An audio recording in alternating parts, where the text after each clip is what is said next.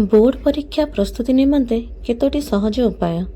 छात्र छात्री मानक उपरे मानसिक चाप केवल भारत रे नुहे बरं सारा पृथ्वी रे बढ़िबारे लागिछि। पिलामाने विभिन्न कारण जोगु मानसिक चापर शिकार होइथान्ते। सेही कारण गुड़िक मध्यरु परीक्षा गोटिए मुख्य कारण होई पारे। प्रत्येक पिला निज निजर दक्षता अनुसार सफलता पाइथान्ते। एही सफलता पाइबारे केते जनकु बहुत समय और केते जनकु कम समय लगी थाए। यह निज निजर कौशल दृष्टिकोण और पाठपढ़ा पद्धति उपरे निर्भर करिथाए, जहा कि से माने अनुसरण करिथान्ते। एही परि किछि साधारण उपाय आज आमे आलोचना करिबा, जहा पिला समय रे पिला मानंकु परीक्षा समय रे चाप मुक्त करी सेमानंकर स्वप्न को साकार करिबारे सहाय्य करि परिबो। प्रथमटी होउची सकारात्मक भावना।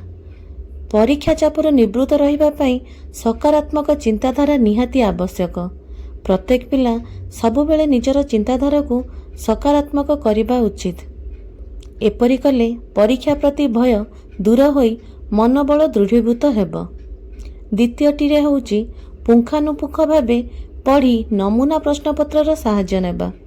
पाठ्य खसड़ार प्रत्येक विषय को भल भावे बुझिकी पढ़िले परीक्षा रे प्रश्नर सठिक उत्तर लिखिबारे कौनसी असुविधा हुए नहीं।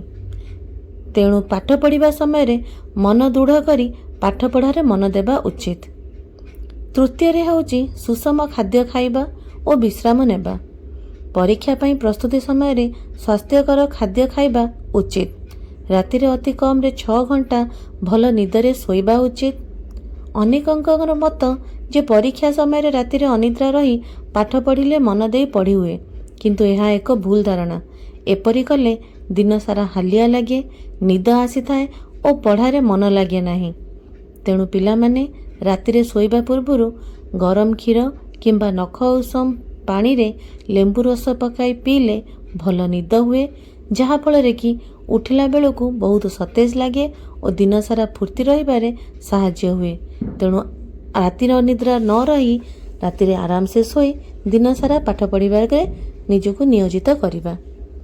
तापरटी होउची घर लोकंक सहित वार्तालाप। घरे बापा माँ भाई भौणी और अन्य गुरुजन माने समस्ते तुमर शुभचिंतक। तुमे वर्तमान गति करुथिबा पर्याय दे सेमाने गति करि सारिचंती।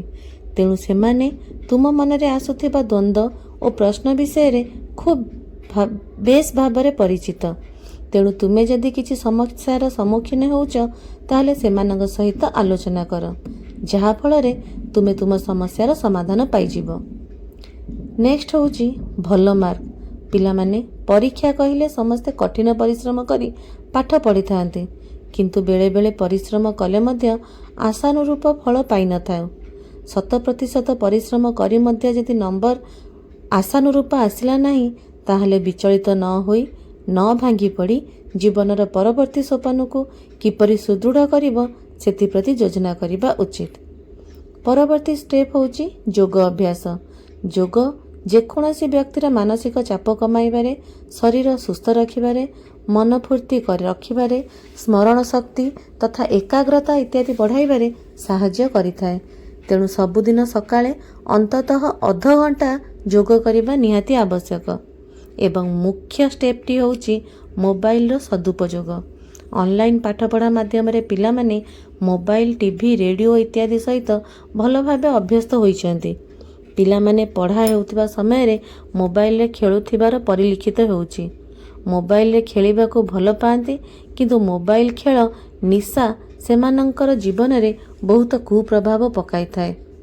छात्र छात्री मानंक पई समय बहुत मूल्यवान।